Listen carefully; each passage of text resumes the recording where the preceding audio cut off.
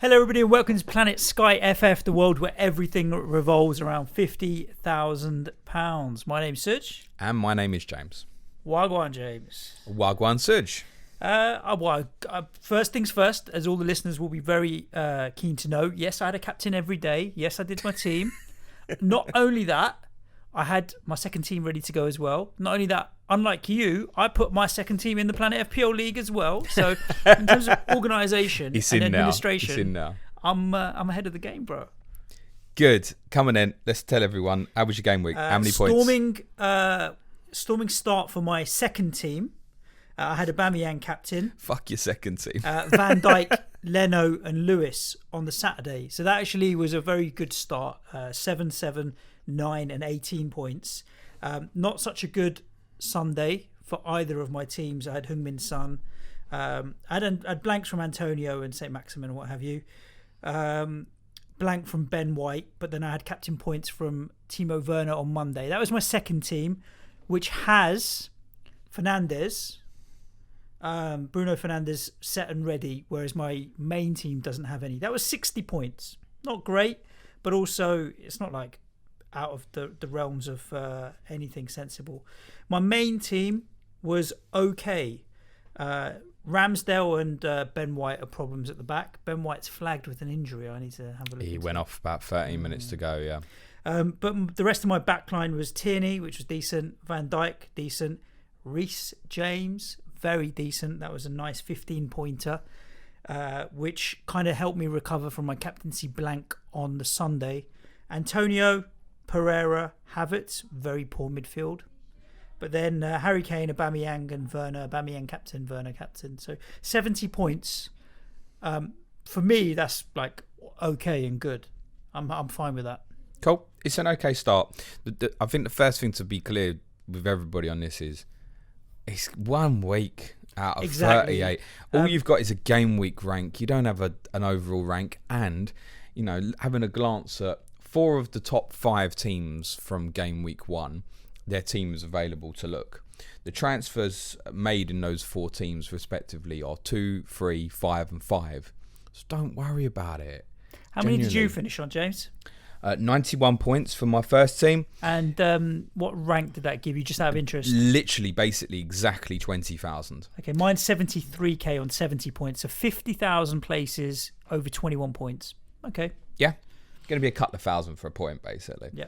So, yeah, quite happy with that. As I've maintained, all one way to do at the start is kind of hang with everybody. If I can have 4 game week ranks of 20,000 over this period, that will do me absolutely brilliant, and I'm not anticipating it will be that good, by the way. So, decent start. There were changes. I did tweet my team out Friday night, as I promised.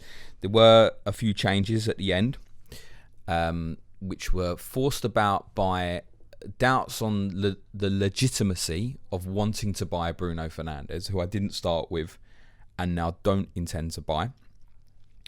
And also, obviously, we didn't get the fixtures as we may have hoped for match day 4, which is the last game week before the overhaul period.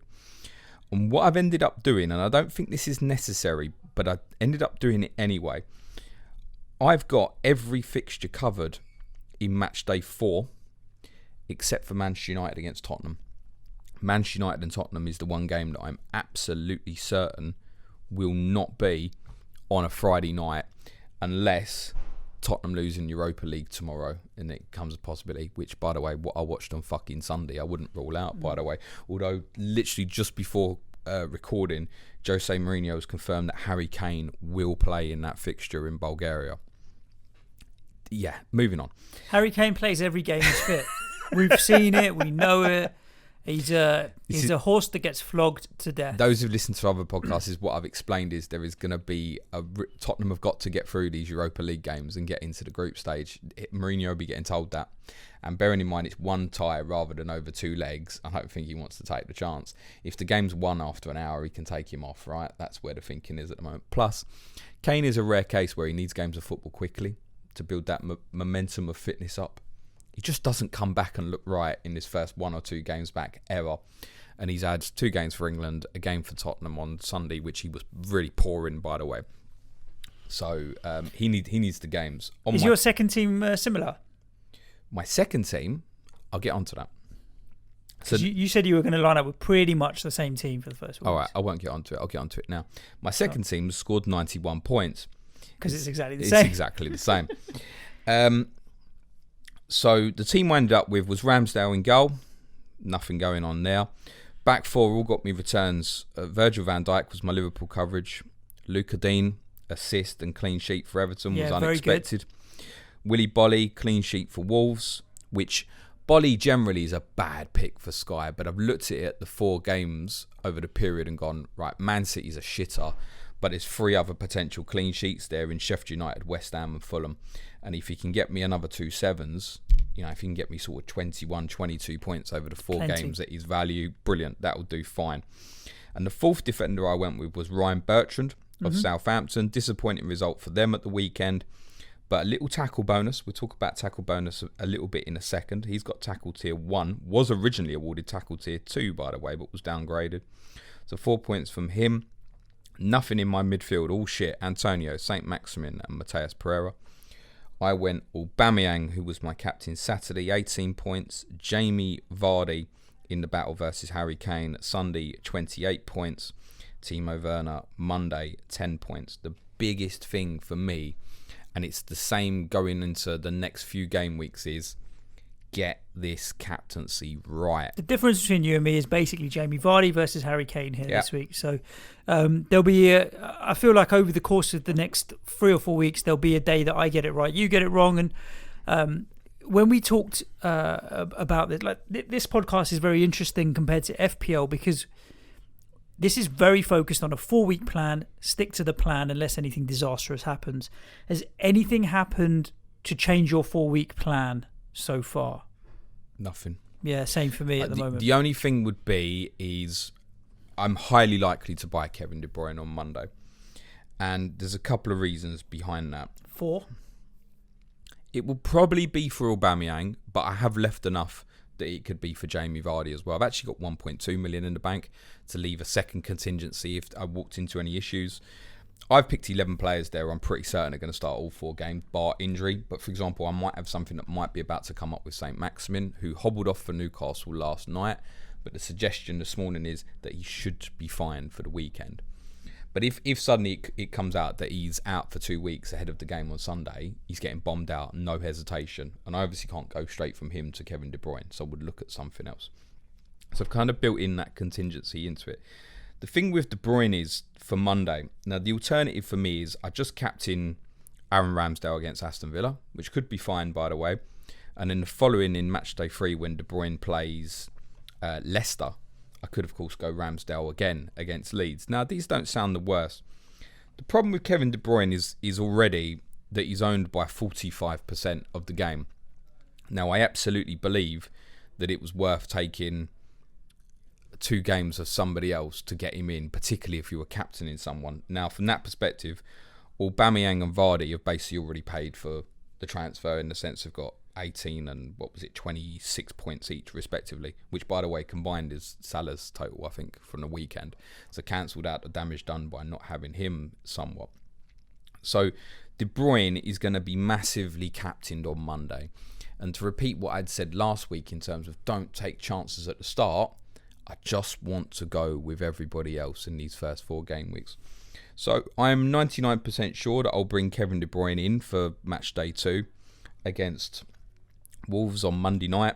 It will probably be for Aubameyang. It could be for Vardy. I just like the fact with Vardy, depending on where the fixtures lie, I might end up captaining him against you, West Ham, in match day 4, whereas I think I'd be unlikely to captain Aubameyang against Sheffield United. It depends I don't know if we're going to get to know how the fixtures will lie. I suspect on the match day 4 fixtures, we'll probably find out this Friday once the second round of the Carabao Cup is completed. But again, don't bank on it, as we said last week. I'm not going to be making any moves either at the moment until and when I can hold off. The issue in my team is Harry Kane. It's a lot of money for a team that are performing particularly badly. And like you said, he's playing in Europe from what we think. But I had plans to captain him on certain fixtures. I think I'm going to stick with the plan. And if anything else, keep an eye on this Ben White injury. It's frustrating. He's at that price point. I'm surprised you went with him. Who, Ben White? Yeah. Passing tears, mate. Yeah, I know. We said that at the start Passing in terms tears. of I think he's someone on the other side that would appeal, but you look at what's left for them. Even now this Chelsea game's gone, what have they got? Is it Newcastle away, Manchester United home, and Everton away? I think they're not great fixtures, are they? Interestingly though, Lewis Dunk, and I think this is quite important, played as the central of Brighton's 3 central defenders at the weekend, and he hit passing tiers and quite comfortably. But that's because Brighton play in that certain style. So it could actually be that if Dunk's going to play central, it might be that the idea of White, even though he's a lot cheaper, is unlikely to hit the tiering, whereas Dunk is actually possibly going to hit it quite a bit at 8 million. And I think they're really one to watch and view over the next 3 game weeks with a view for them on the other side. I ruled them out completely at the start because I really don't like their opening set of fixtures. I think it was a very price-led decision. I had a limited amount of money for him as well. Before we answer a few Twitter questions that we've had in, because we've had quite a few this week, I feel like it's just a bit of there's not a lot to talk about because there's a plan, stick to the plan, but I know some people will have some fires in their teams that they may be thinking about putting out. We had our first taste of this new tackle tiering, and I know you've had a look at some of the numbers and how it played out. What do the listeners and the Sky Fantasy players need to know about tackle tiers? Has it affected your decision making in any way? No. Done. Credit to the guys at Hub, Paul, Dan and Andrew, because they highlighted this on their show on Sunday night, that essentially the new tackle tier versus what it was last year would have meant there's basically 3 players who have got into the tiering this year, but I think James Ward-Prowse would have missed out. If I've got that, if I've quoted that wrong, apologies. But essentially is actually not a huge difference based on the game week 1 data. I think it just felt like quite a few people picked some interesting players who ended up hitting the tackle tiers this particular weekend. And the 2 that stood out from that perspective for me were the Leeds boys, Dallas and Ayling. And Dallas is going to be particularly interesting, I think, on the other side because he's that White value, 6.4, is 0.6 cheaper than Ayling's. It's probably worth looking at Dallas more. What, of course, we don't know at the moment is that just because they've played Liverpool? So this is where you really shouldn't make knee-jerk reactions onto game week 1, because if you just look at the weekend, I'll give you a different example. The guys who came out really well in the passing tiers were Arsenal and Leicester. Yep. Now, this shouldn't be a surprise because Arsenal playing fucking Fulham and Leicester playing West Brom. It's actually not necessarily about Arsenal and Leicester. It's about, okay, they were playing West Brom and Fulham. Who sit deep. Correct. So, what you would expect from, say, take Gabriel as an example, 8 million. He smashed it at the weekend, right? Goal, man of the match, 20 points. passing bonus, 20 all points those is things. Fantastic right? from a defender. Correct. Of course it is. Absolutely. The thing is, when you strip it back down, if Fulham score and he doesn't score, and they're playing a different team, suddenly it's 2 points. Now, I'm just saying it just quickly flicks like that. Now, of course, he's hit all those things. The goal he scores is from a set piece where he doesn't do a lot aerially. It's just bad from Fulham. The passing tier... He puts himself in the right place at the right time, The passing tier is because of Fulham, and the clean sheet might be because of Fulham. So don't read too much into it. It's like... All right, Rasmus. That's a patron reference. They won't get that. If you won't get it, you won't get it. But data driven. But if Brentford had got promoted, we probably would be talking about it now. Yeah, data correct. driven. But you're right. You strip away and you look at it because what you're looking for when you do that is consistency. Is it something that's replicable again and again? So if you actually want to target people this game week, genuinely, because you've got sudden issues, where am I now looking? I'm actually now looking, the first place I'm probably looking is Everton. Yeah.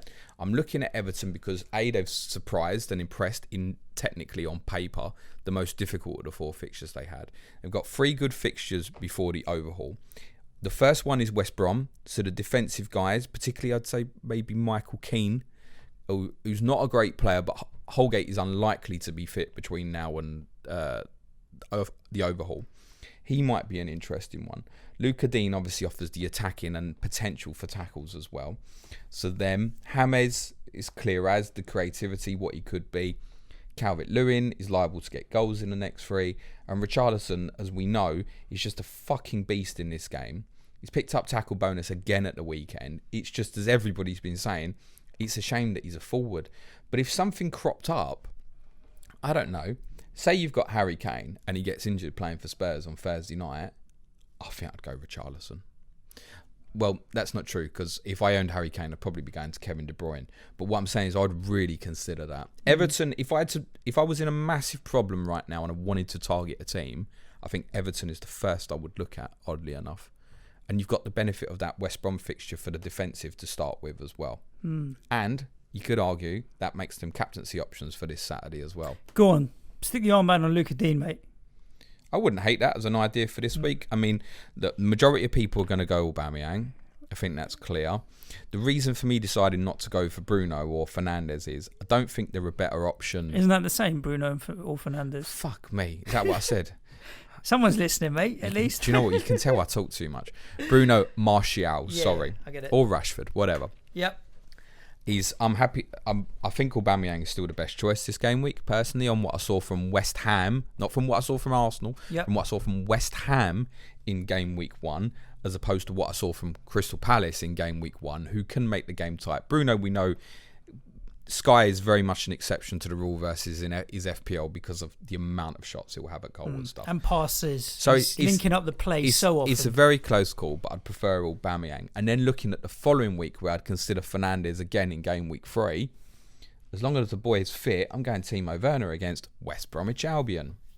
Therefore, I don't think it's worth me getting Fernandes. Now, Fernandes will do well in these 3 game weeks. I'm absolutely certain of it. But if I'm not going to captain him at all, I don't think it's worth that transfer. Whereas De Bruyne is coming in for me Monday.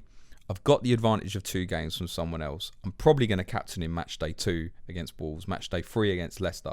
And depending on where it lands, actually, I would consider captaining him against Leeds, because I think there's a possibility against Leeds he'll play really high up the pitch.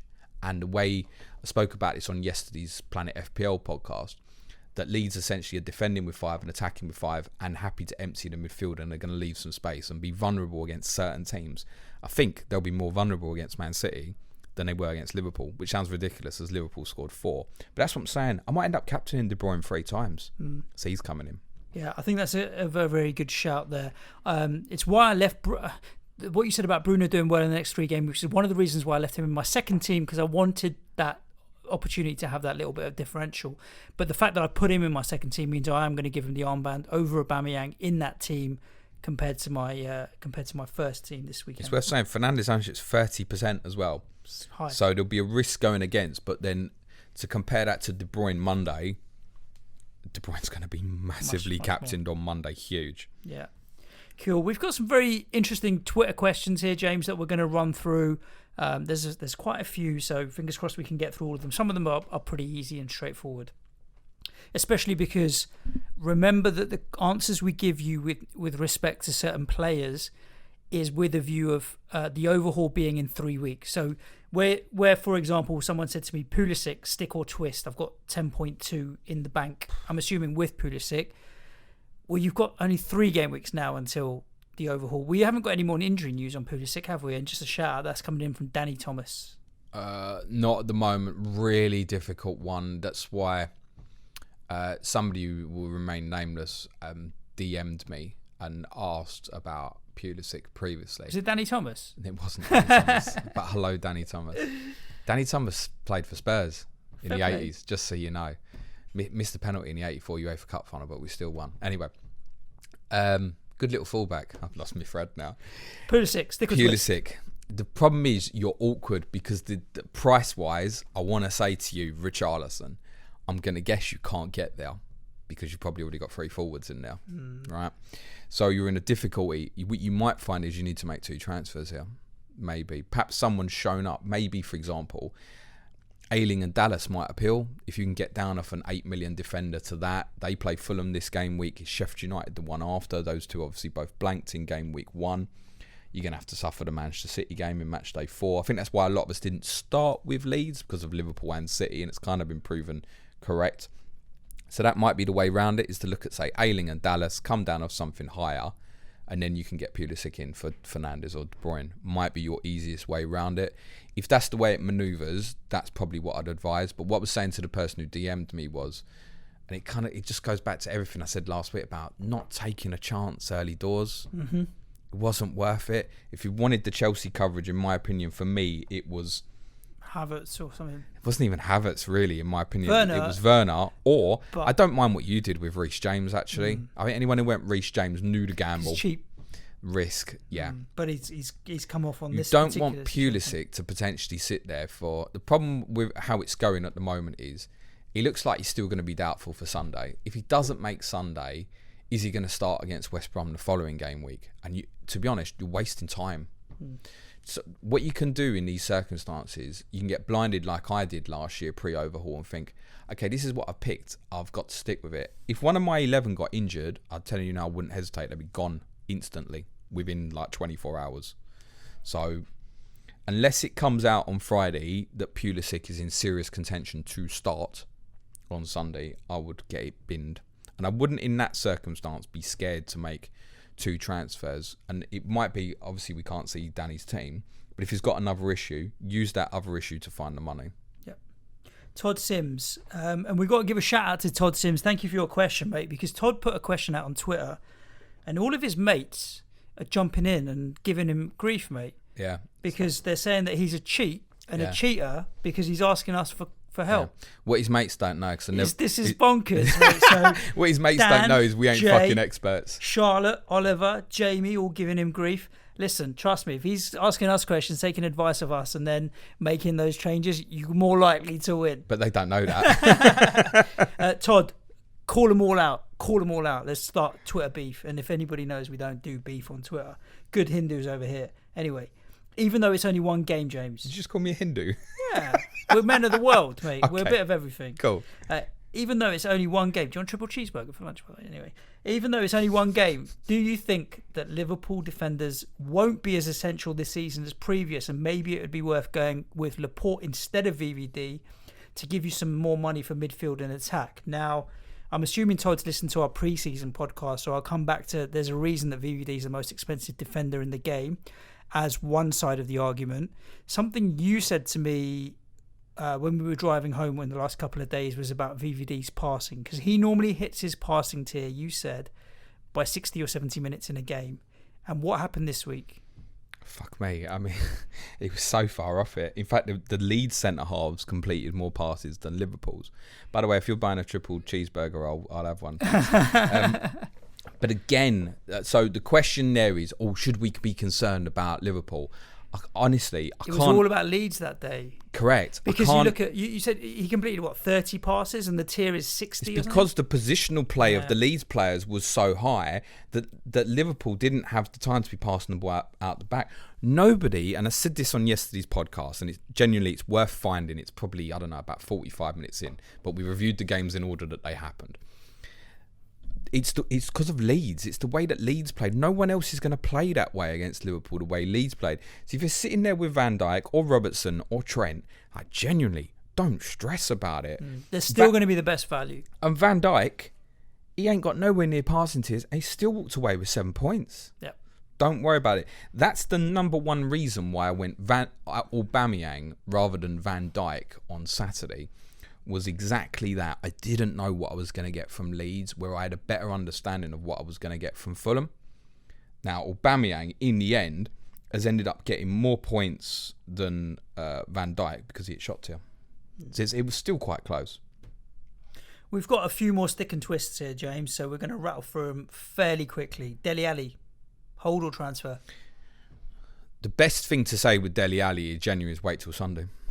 Because we're the 12 o'clock kickoff, so you'll know the team. Right. So Sunday morning, be prepared, know what you want to do, but be prepared to move it out. Now, another option could be, and it depends what you've got value available, but you might even want to take a substitute appearance and then move to De Bruyne on Monday. It depends on the makeup of your team, for example.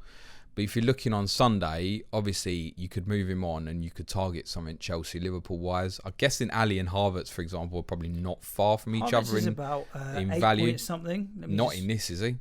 9 point something he is in this. And what price is Dele Alli? I'm not sure Dele Alli. Havertz is 9.9. Dele Alli is, I will tell you, 9. So you might struggle. But that's... In terms of the theory, that's the sort of thing you may want to consider. To be honest, again, you could even look at moving it around and going, Southampton's fixture's not too bad. I look at one of the budget ones defensively. Cole Walker-Peters had good tackle returns at the weekend as well and is relatively cheap. So you might want to look at him as an option and then make a second transfer to the second problem. But you need to identify what you want to do. And if he plays Sunday, the answer is you probably leave it and don't force it. I spoke about the idea that actually midfield runners against Southampton can have some success. When I say midfield runners, I mean people that arrive into the box late because of the way they set up. So I wouldn't force it, but if he's not in that team Sunday, I'd want to get rid. I definitely don't want to talk about Gareth Bale on this podcast, but there is a suggestion that Real Madrid have an interest and have maintained an interest for a long time in Dele Alli. And Spurs are going to need to make something happen financially should the pieces of the puzzle have to fall together for Bale. Just keep an eye on it. Yeah, I would treat that as you've got the information Sunday morning. If he starts, great. If he doesn't, go with whatever your solution is. My instinct on that right now would be that he probably doesn't start. There is a rumour that's emerged that Ali wasn't in the original starting team for this Sunday gone, and Lucas Bergwijn didn't feel 100%. Steven Bergwijn. Fucking hell, what's wrong with me?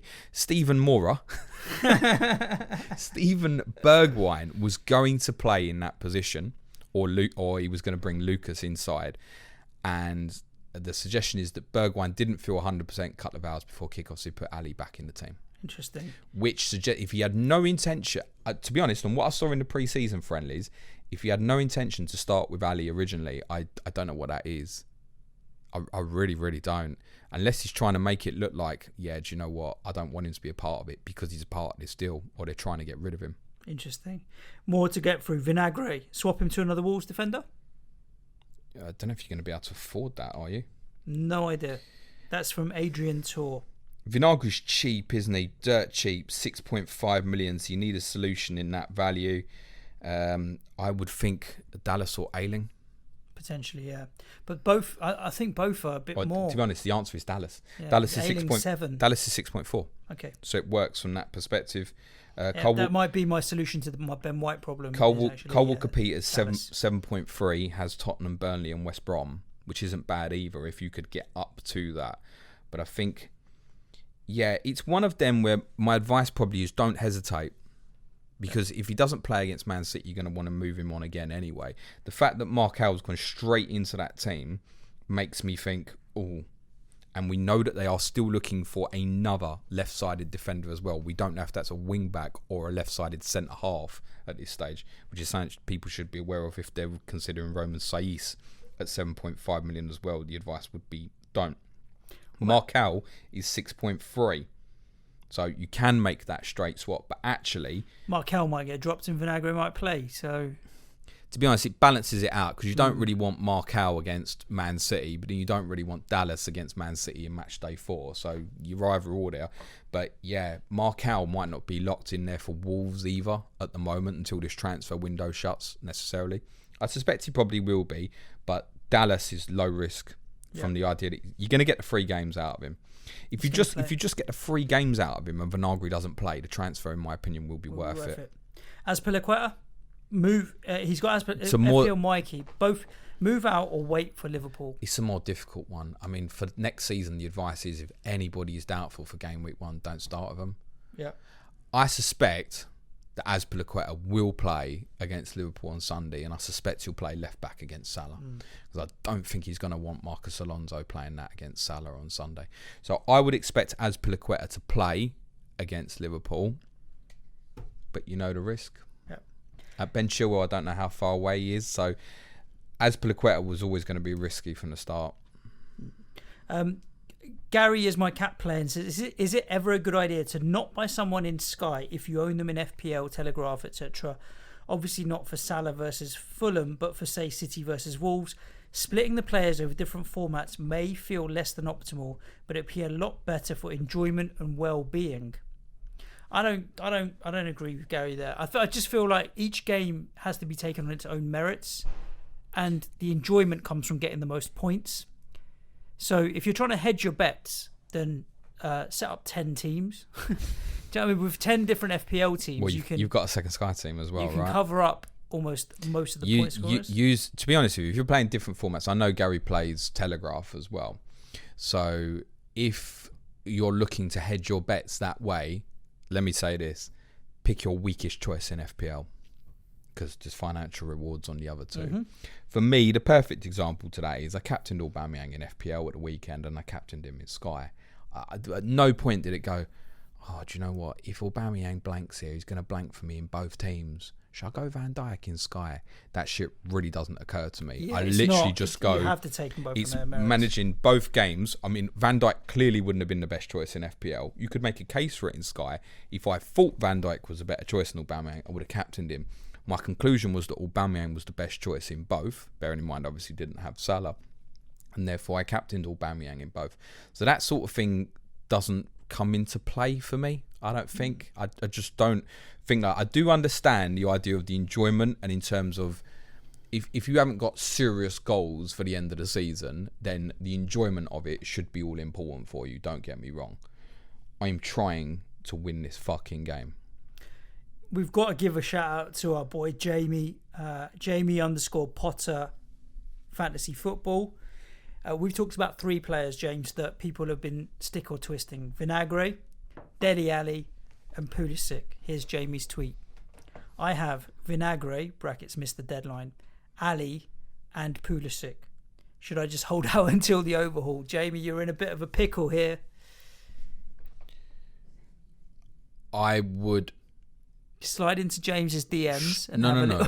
I think I would make 3 transfers, but you can stagger it. So I think I would probably go Vinagre to Dallas on Saturday, and then depends on the Dele Alli news on Sunday. But I think what I'd be looking to do there is, if Dele Alli's not in the Tottenham team, I'd be wanting to get Ali down to someone cheaper.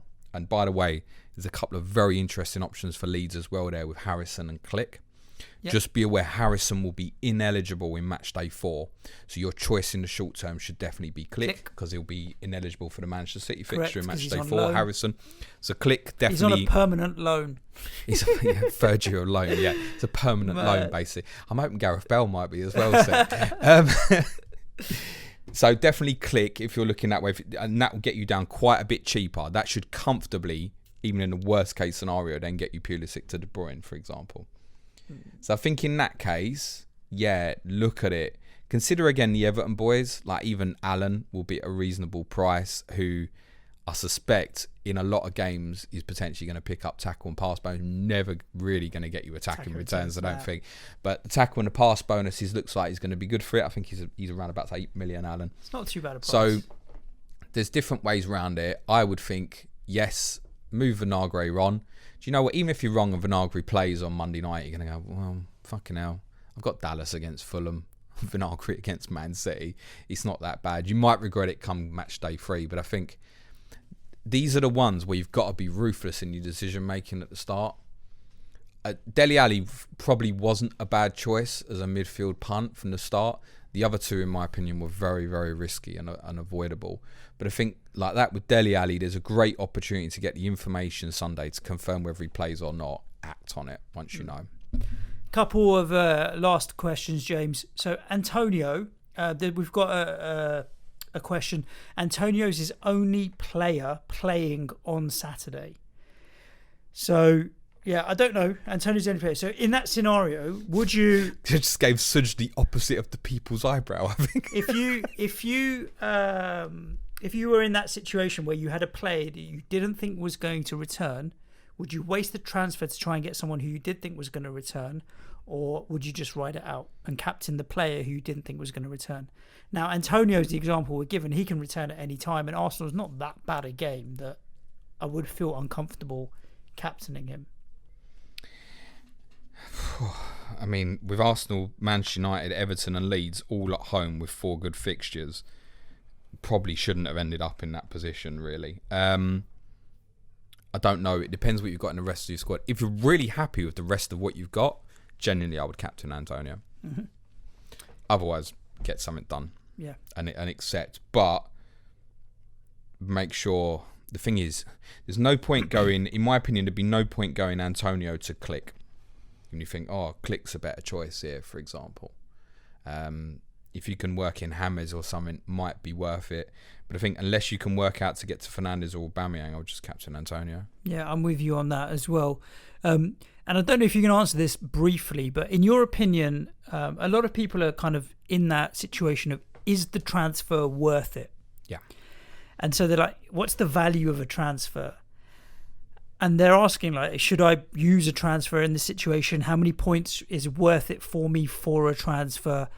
This time of the season that we're in right now is very different because the overhaul is so close that you're going to have unlimited transfers. And so if you were talking to me in game week 5 or 6, where you end up keeping that player for maybe 6 or 7 or 8 weeks and you've got a longer term plan, it's very different to right now, where I think the transfers are worth more to hold back for what's going to happen further down the season.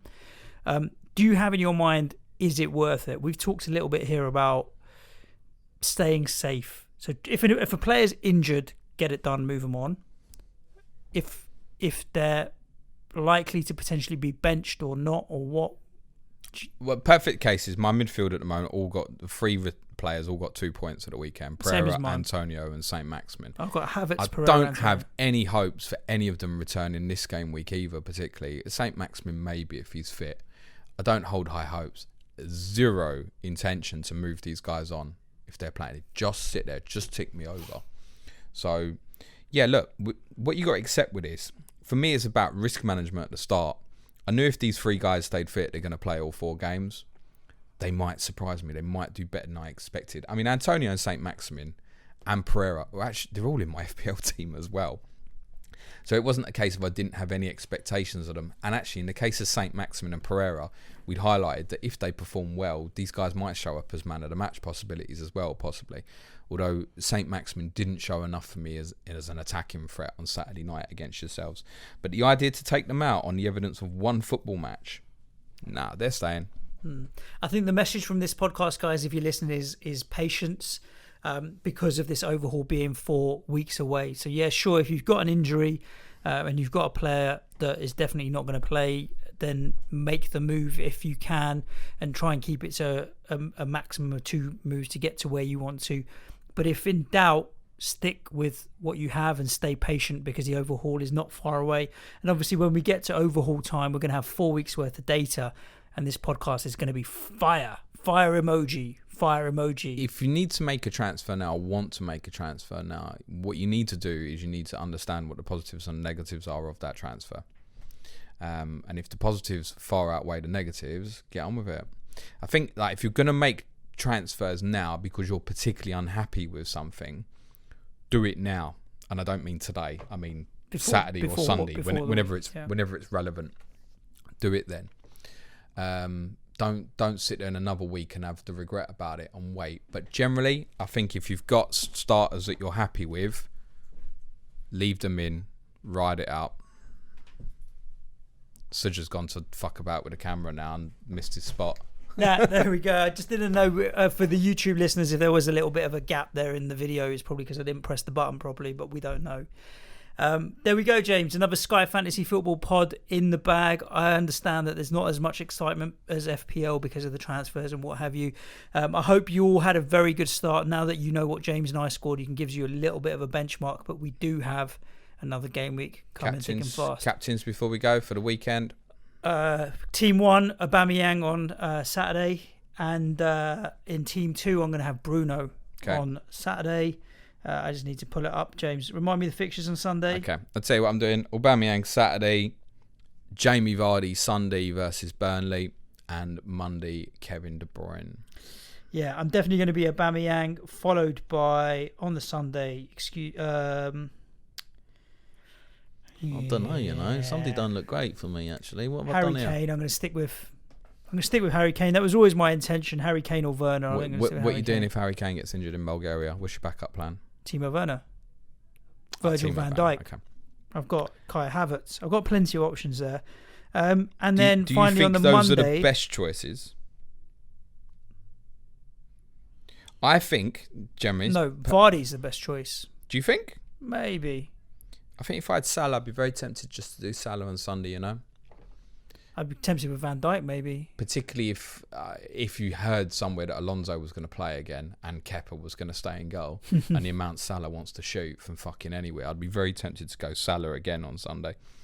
But I think, Vardy against Burnley is better at the moment than Kane versus Southampton, in my opinion. But I don't overly expect either to score on Sunday, to be honest. It's going to be a funny one Sunday. I think there's going to be captaincy returns where you didn't expect them and maybe returns where you did, or vice versa, whatever. I think on the Monday you're going Kevin De Bruyne. The one transfer that I can make is Harry Kane to Kevin De Bruyne. That was my telegraphed transfer before the season started. If I don't pull the trigger on it, then I'll just go Ramsdale. The one with that one would be to consider the following Sunday. De Bruyne plays Leicester, Kane plays Newcastle. That's why I think Ramsdale might get me through, and then I'll evaluate it based on what I see from Man City. I would be very happy to captain Kevin De Bruyne against Leicester as it stands. There we go. Sky listeners, thank you so much for your time. As always, if you need any more podcasts, you can find our patreon.com/planetfpl 5 shows a week additionally there. And wherever you are listening to the podcast, make sure you subscribe and get the notification bell rung so you'll get alerted as soon as we put more content out. Planet Sky FF will be back at you next Wednesday. Other than that, as always, James, stay safe, everybody. Peace out. Bye for now. Mini leagues are still open. Good luck, everyone. Cue music, please, man-child. When do they close?